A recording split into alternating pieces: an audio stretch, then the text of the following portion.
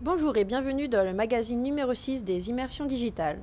Au programme aujourd'hui, Internet à travers les générations, avec dans un premier temps l'interview d'un jeune garçon déjà bien connecté, et ensuite l'évolution de la famille 2.0 à travers les âges.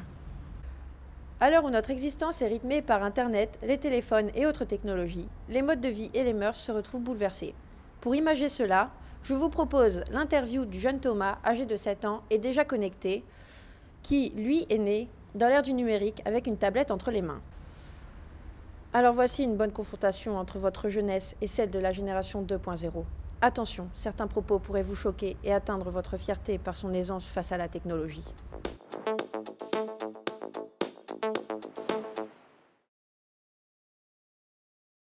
Nous avons d'abord connu Internet dans un cadre professionnel. Il s'est au début développé au sein des entreprises, mais il n'existait pas encore comme nous le connaissons aujourd'hui. Petit à petit, il est devenu une source de loisirs et de connaissances qui a su attirer un nombre inestimable d'utilisateurs. Pour les nouvelles générations, Internet est devenu un outil de vie et une source de réflexion qui fait entièrement partie du quotidien, changeant du tout au tout la manière d'agir et de grandir. Thomas, un jeune garçon de 7 ans, né avec Internet, décrit avec ses mots sa façon de l'utiliser. Alors, qu'est-ce que tu aimes faire, toi? Qu'est-ce que tu aimes faire pour occuper ton temps? J'aime bien jouer à des jeux vidéo, à la PlayStation, à la Xbox. Tu joues à quoi, la PlayStation? Je joue à Skylander Traptine. Mais il faut capturer des méchants. D'accord. Et sur les Xbox, tu joues à quoi? Je joue à FIFA 15. À FIFA? Pas 15, 13, 12. Je joue aussi à une tablette. À la tablette? Tu fais quoi sur la tablette? Sur la tablette, je regarde des épisodes de dessins animés. Je joue à un jeu qui s'appelle Circle. Et les épisodes que tu regardes, c'est des épisodes qui passent à la télé aussi? Oui. Et c'est ceux que t'as pas pu voir à la télé, donc du coup tu les regardes après sur la tablette? Oui. Et si c'est des épisodes qui m'ont plu et qui sont sur la tablette, je peux les regarder. D'accord. Est-ce que tu as un ordinateur? Non. T'as pas d'ordinateur? Et dans ta famille, ils en ont des ordinateurs? Oui. Qui ça? Mes frères. Oui. Ma maman. Tu connais Internet? Un peu. C'est quoi pour toi Internet? C'est un site où on peut faire plein de choses. Ah ouais? Comme quoi par exemple? On peut regarder des vidéos. Tu sais que quand tu regardes tes vidéos, tu es sur Internet, quand tu regardes les dessins animés. Oui. Tu le sais ça? Il faut avoir Internet pour certains de mes jeux. Pas pour tous, mais pour certains. Pourquoi? Parce que tu joues contre d'autres personnes? Oui. Tu as le droit d'utiliser Internet tout seul? Non. C'est-à-dire? C'est-à-dire qu'il faut qu'il y ait quelqu'un avec moi.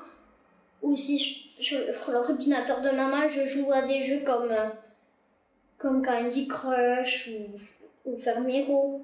D'accord. Mais là, elle me le met, puis je joue tout seul. T'as dit que t'as bientôt 8 ans? Oui. Si on te proposait d'avoir un ordinateur ou un vélo, tu préférerais quoi? Un ordi. Aujourd'hui, sa vie est rythmée par les nouvelles technologies et l'omniprésence d'Internet. Ce nouveau mouvement générationnel provoque un phénomène devenu culturel chez les jeunes. Doit-on s'inquiéter de la place que prennent les nouvelles technologies dans la société et du contraste intergénérationnel qui se fait ressentir? Chaque fracture générationnelle paraît donc de plus en plus grande. Cela est peut-être dû à notre évolution technologique toujours plus exponentielle. Maintenant, sans transition, le deuxième sujet reste dans le générationnel, en suivant l'évolution des moyens technologiques à travers l'arbre généalogique de la famille 2.0. L'information n'a pas toujours été aussi facile d'accès.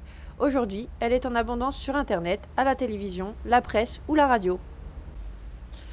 Suivez et observez l'évolution des moyens d'information de la Gazette à Internet en même temps que celle de notre société dans cette vidéo.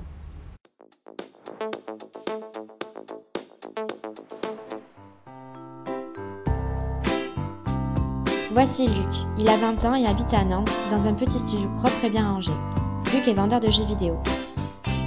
Passionné par les nouvelles technologies, Luc aime se divertir et s'informer grâce aux médias. En fin de journée, pour se cultiver, Luc achète un magazine qu'il lira assidûment. Puis sur son canapé, il regardera la crème des émissions culturelles. Si Luc accède facilement à l'information, qu'en était-il pour les générations passées? Pour comprendre le rôle des médias dans l'histoire de France, retraçons la vie des ancêtres de Luc. Voici Augustine 2.0, née à l'époque de Rembrandt et de Monteverdi. En 1631, Augustine a 20 ans et est boulangère à Paris. Augustine accède à l'information par le plus vieux de tous les médias, le bouche à oreille. Mais le 30 mai 1631, s'en allant à un rendez-vous galant, Augustine découvrit l'existence du premier journal français, La Gazette, écrit par Théophraste Renaudot, relatant de bonnes nouvelles sur le roi. Avec ses quelques économies, elle en acheta un exemplaire et se promena fièrement avec, se gardant bien de cacher qu'étant analphabète, elle en ignorait le contenu. Voici Octave, petit-fils d'Augustine, né à l'époque de Louis et David. En 1685, Octave a 20 ans et travaille dans une forge parisienne. Il accède à l'information grâce à son meilleur ami Jean, qui a acquis des notions de lecture en espionnant les cours particuliers du fils de Louis XIV. Jean lit à Octave l'actualité parisienne une fois par mois. Et c'est ainsi que le 12 octobre 1685, Jean et Octave apprirent l'abolition de la liberté de culte aux protestants par la révocation de l'édit de Nantes, signé par Louis XIV. Voici Élisabeth 2.0, petite fille d'Octave, née à l'époque de Rigaud et de Mozart. En 1740, Élisabeth a 20 ans et vit près de Bordeaux. Également appelée Zaza, Élisabeth donne du plaisir aux hommes pour pouvoir faire plaisir à ses 3 enfants.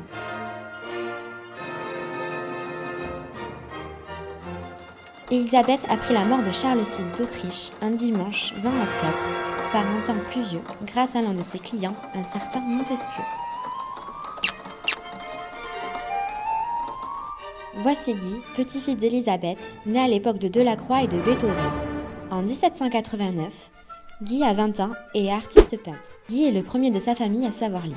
Tous les mois et sans exception depuis 3 ans, il achète la Gazette pour y trouver l'inspiration nécessaire à ses toiles. Mais un jour, Guy n'acheta point son journal, motif de son absence au bataillon, la Révolution française. En effet, Guy est parti avec nombre de ses camarades pour guerroyer et défendre le petit peuple français des griffes de la royauté. Voici Lucette 2.0, petite fille de Guy, née à l'époque de Friedrich et de Chopin. En 1841, Lucette a 20 ans et travaille avec son mari Emilio sur les marchés corses. Entre 2 ventes de fromage, Lucette admire la section invention de son journal distribué par son amant le facteur. C'est ainsi qu'un jour, Lucette prit connaissance de la création du télégraphe, machine mécanique permettant par intercalage de bruit de silence de transmettre un message, et que Paul, le facteur, prit connaissance de Emilio, mari de Lucette, permettant par intercalage d'uppercut et de coups de pied de transmettre un autre message. Voici Gérard, petit-fils de Lucette, né à l'époque de Van Gogh et de Ravel. En 1918, Gérard a 20 ans et enseigne les mathématiques près de Toulouse. Gérard accède à l'information grâce à la presse et désormais grâce à la radio. Envoyé au front pendant 4 ans, Gérard a survécu à la guerre malgré une amputation de la jambe gauche. C'est grâce à la radio que sa famille prit connaissance de la fin de la guerre et a su que ses camarades et lui étaient toujours en vie. Voici Marie 2.0, petite fille de Gérard, née à l'époque d'Andy Warhol et de Brassens. En 1956, Marie a 20 ans et est infirmière à Lourdes. Des miracles, elle en voit tous les jours. Mais celui qu'elle préfère, c'est l'invention de cette boîte à images fabuleuse, la télévision. Mais un jour, alors qu'elle était en vacances chez ses parents dans les Alpes, Marie a appris par une revue de presse diffusée à la radio que l'antenne relais pour la télévision avait été dévastée par le feu. Quelques semaines plus tard, ayant été réparée, Marie pouvait voir à la télévision un artiste peu connu du nom de Georges Brassens. Revoici Luc 2.0, petit-fils de Marie et descendant de Gérard, Lucette, Guy, Élisabeth, Octave et Augustine, né à l'époque de Banquier et de Coldplay. En cette année 2015, Luc, 20 ans, vendeur en jeux vidéo, connaît le premier blackout médiatique au monde, le blackout d'Internet. Privé du monde d'accès à l'information le plus utilisé de la planète, Luc voit la société s'effondrer et se demande si la vie aurait été meilleure si Internet n'avait pas existé.